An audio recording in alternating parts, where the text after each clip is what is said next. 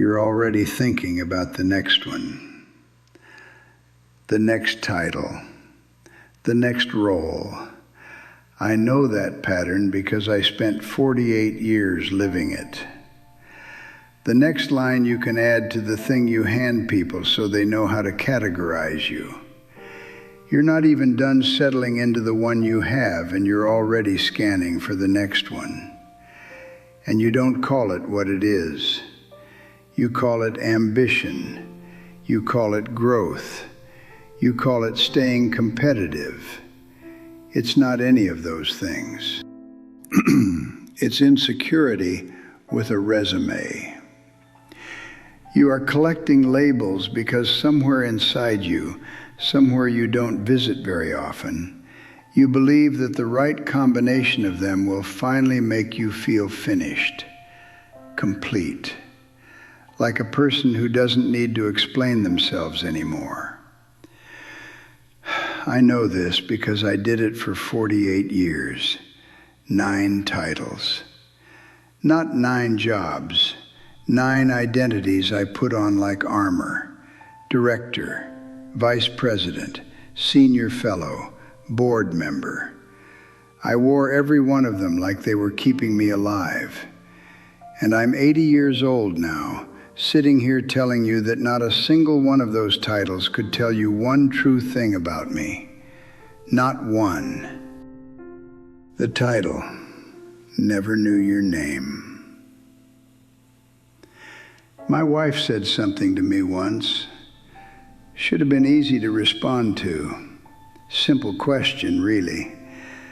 I still can't answer it. I'll get to that. But I need you to understand something first. I need you to understand why this made sense. Why it still makes sense to you right now, even though part of you knows something's wrong. The first title I ever got that mattered, it wasn't about the money. I mean, the money helped, sure, but that's not what hooked me. What hooked me was the way people changed around me when I had it, the way they adjusted, the way a room resorted itself when I was introduced with that word attached to my name. I was the same person I was the week before. Same brain, same hands, same voice. But the title gave people permission to take me seriously. And I learned something from that. I learned that the label is the entry fee. Without it, you're background noise. With it, you exist. That felt rational. It was rational. And that's exactly why it's a trap. Because rational things don't get questioned, they get repeated. So I repeated it. I started stacking. Certifications, advisory boards, committee seats. Not because each one was necessary, but because taking any of them away felt like pulling a brick out of a wall that was already unstable. The collection grew because I couldn't subtract anything without feeling like I was subtracting myself. I didn't know who I was without the list. I didn't want to find out. And here's what confirmed everything. Every dinner, every conference, every room I walked into, I introduced myself with the title first, not my name, my position. And nobody ever stopped me. Nobody ever said, "That's what you do," but "Who are you?" The world didn't just allow it. The world rewarded it.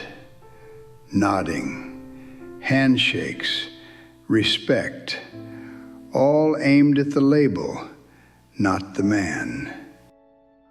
The title never knew your name. It never needed to. it would have fit anyone. I want you to think about something. When was the last time someone asked you what you think about something that has nothing to do with your work? And when was the last time you offered it without being asked? I couldn't remember either. I had stopped volunteering anything from my interior life because I had stopped believing it was worth anything. If it wasn't on the resume, it didn't count. Now let me show you what that costs. It starts small. Someone asks you what you care about, and you name your industry. Someone asks what makes you proud, and you give them a number, a metric, a result. And it works. People nod. People respect the answer. But the answer isn't yours. It belongs to the role. You're outsourcing your identity to a job description and calling it self-awareness. Test it right now. Ask yourself what you care about. And notice, really notice, whether your first answer involves your work. If it does, the substitution already happened. You just didn't see it. Then it deepens. Your actual preferences start to atrophy, quietly. You stop reading things that aren't connected to your field. You stop having conversations that don't loop back to your expertise. Your friendships become networking. Your weekends become prep for Monday, and you think that's discipline. It's not discipline. It's disappearance. You are disappearing into a function and mistaking it for focus. I didn't burn out. I erased myself. Burnout means there's still something underneath, something that got exhausted. Hollowing means you go looking for the person beneath the title, and there's nothing there. Just scaffolding, structure with no building inside it. But here's what I didn't want to admit. I didn't know it either. The title's ignorance wasn't the problem. Mine was. How long has it been since you had a thought about yourself that had nothing to do with your position? If you can't remember, what does that tell you? Then comes the part that should scare you. The people around you adapt. My kids, when they describe me to their friends, they describe my job, not my personality, not something I said that stuck with them. My job. My colleagues described my output, my results. Nobody described me, because there was nothing distinct left to describe. I had made myself interchangeable, and the people who loved me had adjusted. They stopped expecting depth. They settled for stability. They didn't stop being disappointed. They stopped expecting you. And you think you're hiding it. You think nobody's noticed. But the people closest to you stopped noticing a long time ago. Not because they can't see it, because they've already grieved the version of you that used to exist. My wife, 41 years of marriage at that point. She looked at me one evening. Nothing special about the evening, nothing dramatic. We were just sitting there, and she said, "I don't know who you are when you're not working." That's it. That was the sentence. And I couldn't answer her. Not because it was complicated, because there was no answer. I searched. I reached for something, a hobby, a belief, an opinion, a quality that was mine and not borrowed from a role. And I found titles. That's all I found.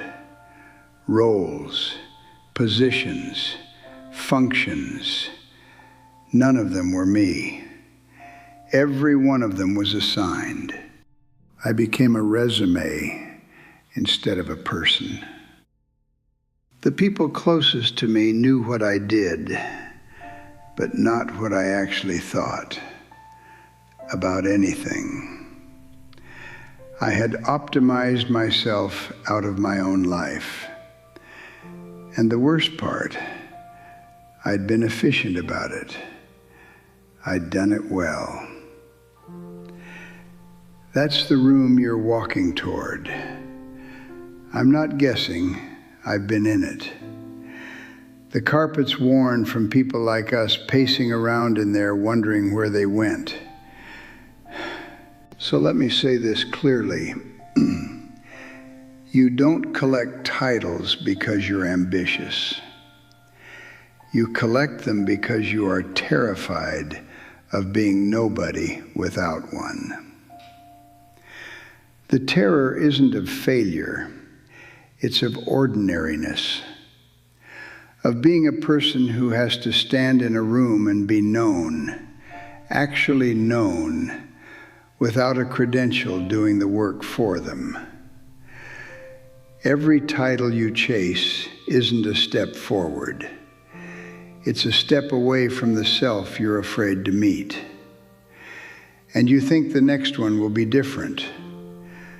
I held 9. Each one felt essential for about 90 days. Then it became background noise. Then it became a platform for chasing the next one. That's not a ladder, it's a loop. And the loop doesn't end at fulfillment. It ends at the moment someone who loves you asks who you are, and you reach for your business card. The title never knew your name. It's a category, a function, a slot. It will never contain the specific, unrepeatable thing that you are. And you keep feeding yourself to it, hoping this time it'll recognize you. Stop asking what you should become next. Start asking what you've been avoiding being all along. If every title you hold were taken from you tomorrow, every role, every position, every label, and someone asked you to describe yourself, could you? Or would you realize you don't exist without the label? Be honest. Are you ambitious or just afraid to be ordinary? Answer it in the comments.